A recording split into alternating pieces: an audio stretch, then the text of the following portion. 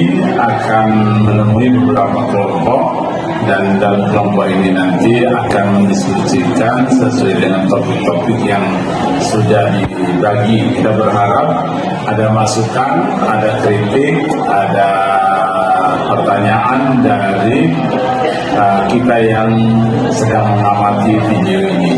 Mudah-mudahan ini menjadi salah satu bagian dari proses pembelajaran kita supaya kemudian hari kita menjadi lebih baik lagi. Demikian saya kira untuk kita nikmati bersama diskusi ini. Salam.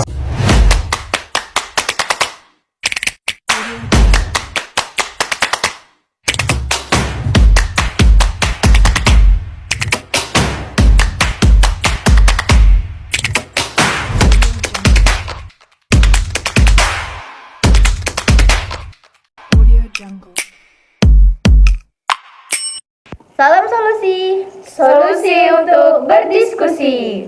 Assalamualaikum warahmatullahi wabarakatuh. Perkenalkan, nama saya Anisya Fahira Pasaribu beserta rekan-rekan saya, Fakita Aulia Qaida, Saya Indah Nurhaliza.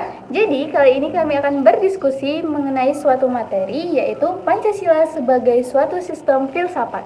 Let's check it out. Pancasila sebagai suatu sistem filsafat. Oke, Fakita mau nanya nih, sistem filsafat itu apa sih? Nah, sistem filsafat itu, Indah, merupakan seperangkat gagasan, konsep, dan prinsip-prinsip yang membentuk kerangka kerja seorang filsuf. Oh gitu. Jadi untuk kegunaannya sendiri itu apa? Nah, kegunaannya itu untuk memahami dan menjawab pertanyaan filosofi. Nisa, sesuai judul nih, Pancasila sebagai sistem filsafat. Nah, itu definisinya gimana sih? Nah, ya itu gimana sih maksudnya?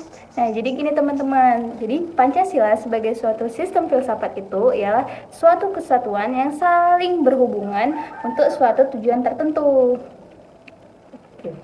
Nah, dalam kajian epistemologi, Pancasila tidak dapat dipisahkan dengan konsep dasarnya tentang hakikat manusia. Kalau manusia merupakan basis-basis ontologis dari Pancasila, maka dengan demikian mempunyai implikasi terhadap bangunan epistemologi filsafat manusia. Nah, hubungan epistemologi dengan Pancasila didefinisikan sebagai sumber pengetahuan Pancasila. Nilai-nilai yang ada pada bangsa Indonesia sendiri, bukan berasal dari bangsa lain. Bukan hanya merupakan perenungan dari pemikiran seseorang atau beberapa orang, namun dirumuskan oleh wakil-wakil bangsa Indonesia yang telah berjasa dalam mendirikan negara. Secara aksiologi, nilai-nilai yang terkandung dalam Pancasila pada hakikatnya juga merupakan suatu kesatuan, di mana nilai yang tertinggi adalah nilai material. Dalam buku Anisri Rahayu, Mas Keller mengemukakan bahwa nilai pada hakikatnya berjenjang.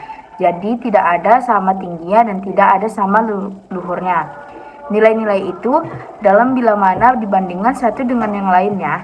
Sejalan dengan itu Notanogoro merinci nilai di samping bertingkat juga berdasarkan jenisnya. Ada yang bersifat material dan non-material.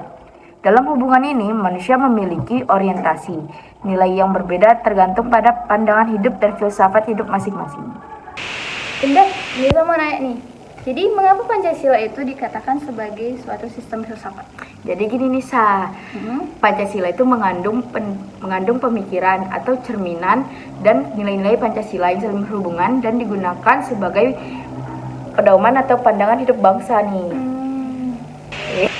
Nah, sistem filsafat ini ada 3. Yang pertama ada ontologis, yang kedua ada epistemologi, yang ketiga ada aksiologis. Nah, untuk yang kajian ontologi itu aku tahu loh. Jadi kajian ontologi itu adalah ilmu tentang ada terkait dengan adanya Pancasila ataupun hakikat keberadaannya yang saling memberi jawaban terhadap pertanyaan apa. Nah, untuk kajian ontologi itu sendiri secara filsafah, Pancasila bahwa hakikat dasar antropologi sila-sila Pancasila itu adalah manusia itu sendiri. Nah, Nisa, mau nanya nih, kalau tahu nggak tentang epistemologi itu gimana? Nah, kalau untuk epistemologinya itu sendiri adalah ilmu tentang cara berada terkait dengan bagaimana cara Pancasila berada yang memberikan jawaban terhadap pertanyaan bagaimana. Oh kalau yang untuk Aksiologi. Iya, Untuk aksiologi. aksiologi itu ilmu tentang penerapan aplikasi, manfaat atau kegunaan terkait dengan penerapan nilai-nilai Pancasila dalam kehidupan berbangsa atau bernegara dengan memberi jawaban atau pertanyaan untuk apa. Oh gitu. Nah, dari penjelasan tadi, filsafat juga memiliki manfaat nih. Coba dong jelasin manfaatnya apa aja. Jadi yang pertama itu manfaatnya itu memperoleh kebenaran yang hakiki. Yang kedua tadi ada untuk melatih kemampuan berpikir logis. Kemudian yang ketiga melatih berpikir dan bertindak secara bijaksana. Terus ada melatih berpikir rasional dan komprehensif. Kemudian yang kelima menyeimbangkan antara pertimbangan dan tindakan sehingga diperoleh keselarasan hidup. Dan yang terakhir menghasilkan tindakan yang bijaksana. Nah, kemudian kita masuk ke dalam nilai-nilai sila dalam Pancasila sebagai suatu sistem filsafat.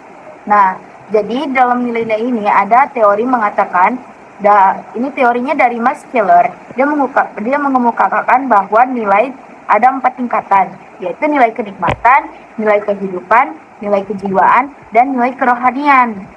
Nah, ada juga dari Walter G. Everett, ada nilai-nilai ekonomis, nilai-nilai kejasmanian, nilai-nilai hiburan, nilai sosial, dan nilai watak. Ada juga nilai estetis, nilai intelektual, dan nilai keagamaan. Nah, untuk Notonagoro sendiri membagi nilai tersebut menjadi 3 macam, yaitu ada nilai material, nilai vital, dan nilai kerohanian. Dari hasil diskusi tadi dapat kita simpulkan bahwa filsafat adalah berpikir secara mendalam dan sungguh-sungguh. Pancasila sebagai sistem filsafat adalah suatu kesatuan bagian-bagian yang saling berhubungan, saling bekerja sama antar sila yang satu dengan sila yang lain untuk tujuan tertentu dan secara keseluruhan.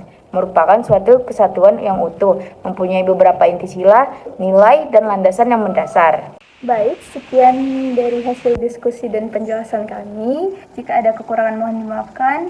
Semoga bermanfaat. Salam solusi. Salam untuk berdiskusi. Wassalamualaikum warahmatullahi wabarakatuh. Sampai berjumpa.